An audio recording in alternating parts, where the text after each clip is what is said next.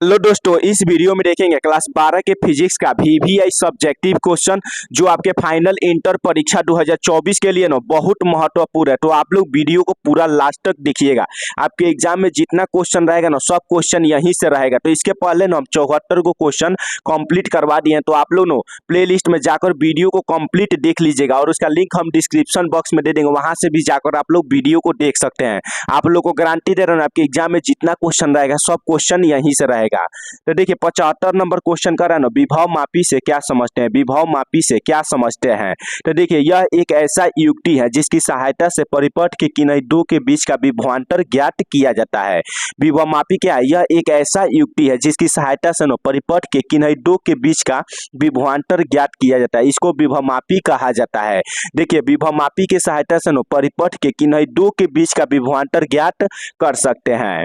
अगला क्वेश्चन कर रहे हैं ना, विद्युत विभव की परिभाषा दे। विद्युत विभव की परिभाषा दे। तो देखिए किसी इकाई धन आवेश को अनंत से विद्युत क्षेत्र में स्थित किसी एक बिंदु तक लाने में किया गया कार्य को विद्युत विभव कहते हैं। किसी इकाई धन आवेश को अनंत से विद्युत क्षेत्र में स्थित किसी एक बिंदु तक लाने में किया गया कार्य को विद्युत विभव कहते हैं। तो आप लोग याद रखिएगा ना, इकाई धन आवेश को अनंत से विद्युतीय क्षेत्र के किसी एक बिंदु तक ना लाने में किया गया कार्य को विद्युत विभव कहते हैं। इसका एसआई मात्रक होता है ना जूल प्रति कूलम्ब। इसका एसआई मात्रक होता है जूल प्रति कूलम्ब। अगला क्वेश्चन देखिएगा ना, अगला क्वेश्चन कर रहा है चालक की धारिता से क्या समझते हैं। चालक की धारिता से क्या समझते हैं, तो देखिए किसी चालक को दिए गए आवेश तथा उसके विभव में होने वाला वृद्धि के अनुपात को ही चालक का विद्युत धारिता कहा जाता है। किसी चालक को दिया गया आवेश तथा उसके विभव से होने वाला वृद्धि के अनुपात को चालक की विद्युत धारिता कहते हैं। तो इसको आप लोग याद रखिएगा, एग्जाम के लिए वीवीआई क्वेश्चन है। किसी चालक को दिया गया आवेश और उसके विभव में होने वाला वृद्धि के अनुपात को चालक की विद्युत धारिता कहते हैं। अगला क्वेश्चन देखिएगा ना, अगला क्वेश्चन कह रहा है देखिए चालक की धारिता को प्रभावित करने वाले कारक को लिखे। चालक की जो धारिता होती है ना उसको प्रभावित करने वाले कारक को लिखना है। तो देखिए चालक की धारिता ना निम्न बातों पर निर्भर करती है। चालक की जो धारिता है ना वह निम्न बातों पर निर्भर करती है। पहला आप लोग लिखिएगा ना चालक के क्षेत्रफल पर। पहला क्या होगा, चालक के क्षेत्रफल पर निर्भर करती है। दूसरा हो जाएगा ना चालक के आसपास माध्यम पर। चालक के आसपास माध्यम पर निर्भर करती है। तीसरा हो जाएगा ना प्लेट के बीच की दूरी। चालक के प्लेट के बीच की दूरी पर निर्भर करती है। तो आप लोग तीनों को याद रखिएगा। पहला हो जाएगा चालक के क्षेत्रफल पर, दूसरा चालक के आसपास माध्यम पर, और तीसरा हो जाएगा ना चालक के प्लेट के बीच की दूरी पर निर्भर करती है।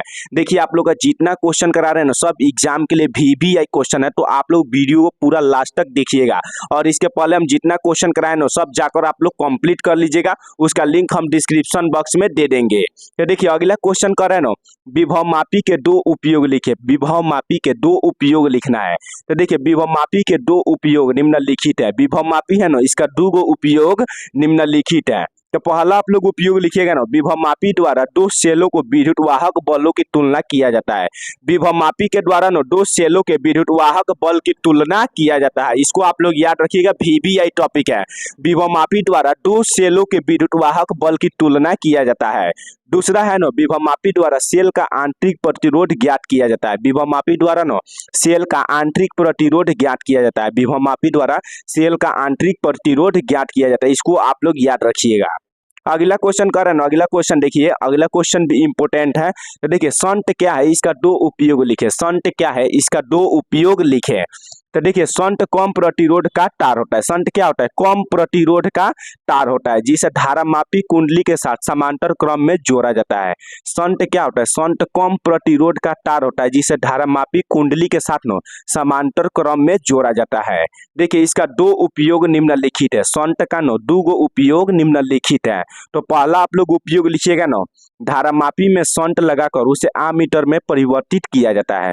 धारा मापी में संट लगाकर उसे आमीटर में परिवर्तित किया जाता है। दूसरा आप लोग लिखिएगा ना, दूसरा आप लोग लिखिएगा इसकी सहायता से आमीटर के परास को बढ़ाया जाता है।